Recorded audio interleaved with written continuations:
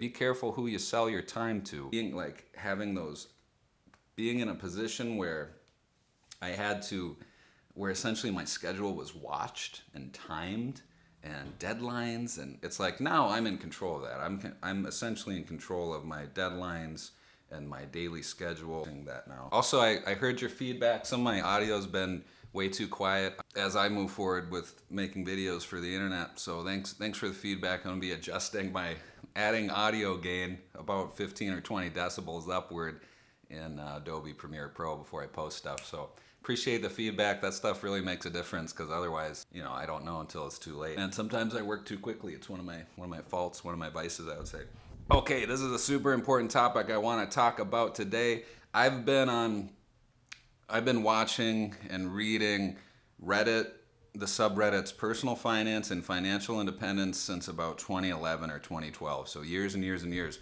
One of the most consistent questions that gets posted on the Financial Independence community forum is people who have left a high-paying job to do something you enjoy but doesn't pay as well. Was it worth it? Are you happy? Should I do it? And this is my exact story. I was in a really lucrative marketing career, doing something cool, but standard 2 weeks of vacation a year. I was really stressed out. I love the people I worked with. I love the work I was doing, but our department was shrinking, right sizing the organization. More and more work was getting onto my desk, and it just stopped. I couldn't really do it anymore. It was too much for me. So I sought out my dream job as a tenure track assistant professor. I had interviews with Penn State. I had interviews with universities down south. I had phone calls from Georgia. It seemed like something was really working this time I was on the job market. I was prepared. I knew what I was doing. I had peer-reviewed research ready. Something you need to know, tenure track professorships are disappearing. About 70% of all U.S. courses at universities are taught by adjuncts. That's scary, and I'm not saying adjuncts out there aren't prepared, because I know adjuncts and they're brilliant people, but it means that they're not being compensated appropriately for their high level of knowledge. A lot of them have at least master's degrees or PhDs even too. I'm not a guru, man. I'm still figuring out life. That's why I'm doing this still. That's why I'm doing this. So I've been an assistant professor at this university for about a year now. I accepted the offer in February or March of 2018. Took off a little time to get married and move to our new state, our new city. So I finished my first 9 month of teaching there. I thought it went really well. I made some great connections with my students, helped a lot of students along. I got feedback from some students that wasn't entirely positive, and that's great too, because I'm still learning how to be a better educator, be a better teacher, going back to some of the pedagogical resources that I read years ago and rereading some things and retraining myself a little bit, because I'd been in the private sector for 4 or 5 years doing different things that wasn't teaching. But what's the difference? Everything. Man, and we went from like a total, I think our best year, we made 120, 130 grand combined, my wife and I, with our side business. We were doing Airbnb, renting out properties.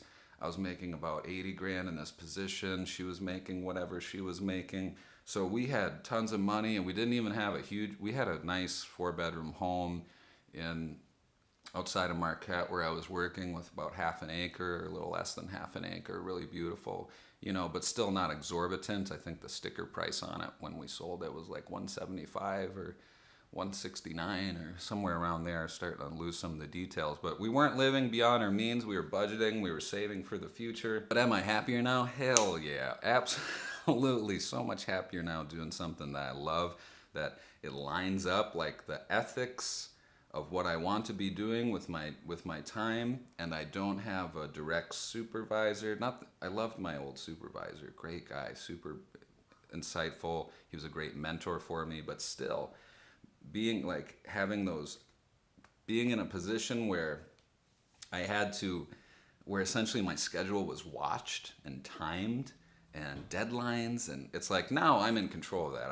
I'm essentially in control of my deadlines and my daily schedule and where I am at what point, and I fill my days with projects that benefit me and my family as an individual. So I'm doing my own, I'm doing research, peer-reviewed research. I have a new book chapter coming out. I have a book deal. I'm working on projects that benefit me. I'm doing creative stuff like making this YouTube channel. I don't play that much music anymore. That's interesting. I don't know what that's all about. That's neither here nor there. But am I happier? Absolutely. Are things more stable? Absolutely. And we make less than a half of what we made in our best year. So you have a small amount of time on this planet. Figure out, if you can, what you want to do. The average US worker only spends 2 or 3 years at a company. I think that there's kind of this general sense of, I don't even know what to call it, enlightenment sounds kind of cheesy, but I think people are starting to catch on to this whole corporatized, capitalistic, whatever you want to call it, realizing it's not right, realizing your mortality, realizing you're going to die someday. Be careful who you sell your time to. Make sure that you're selling your time to someone that you're comfortable being there, that they're moving your life forward, that it's worth your while. And that's hard to balance because, I worked for many years for companies that I didn't necessarily jive with their fundamental principles or their philosophies, but eventually I found my way and I'm doing something I really love now. And who knows, it might not last forever.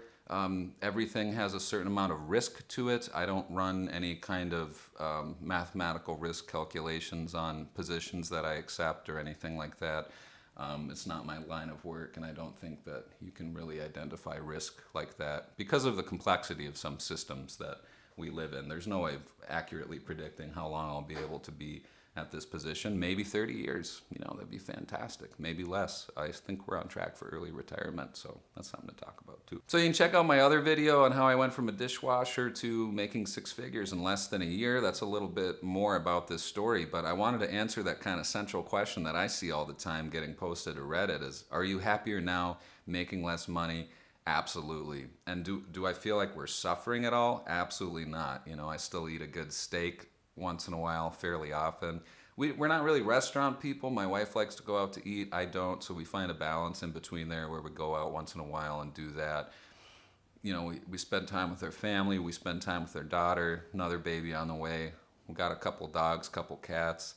I've got hobbies. She's got hobbies. We keep ourselves busy without spending very much money, and I think that's just something that's worked really well for us. It's like we have a mortgage payment that's less than 1/5 of our take-home pay, even though we dramatically reduced our take-home pay. So we're still following that framework. Vehicle that's paid off. We don't go out to eat that often. We cook at home. We don't buy that much stuff. We still have way too much stuff. We're not minimalists. I like to think I'm a minimalist, but we're not. We're frugal though. I have my $5 shoes that I bought at Goodwill still. I still wear those almost every day. If not, then a pair of sandals, and that's about it. Anyway, I just wanted to answer that central question. It's this relationship between income and happiness. And the studies, I'm not going to confine the studies. There's been a bunch of them that have been done that generally show that there's a diminishing return on happiness in relation to income after about $70,000 or $80,000 in the US. So it's like, if you're making $20,000 and you can get into a $50,000 a year position, you're going to be a lot happier in general, or you're going to be able to push suffering to the side. And that's the key difference here. It's like you can keep suffering away from yourself if you make more money, because if your car breaks down or your water heater dies or whatever goes on in your life, you're going to be able to kind of fix that and not have to worry about it and save a little bit of money. But after a certain point, $70,000, $80,000 a year, that goes away. And that's going to be different depending on the cost of living index of the place you live in. Check out my videos about the power of relative cost of living, because I think that's really important. $50,000 a year where I live now is, we get to live like king and queen. But $50,000 a year in LA, that's not going to do the same thing for you. All right, that's enough jabbering for today. Hope you have a good one. Hope this is helpful for somebody. Ask me questions. I'm here to help you. Take care of yourselves, all right?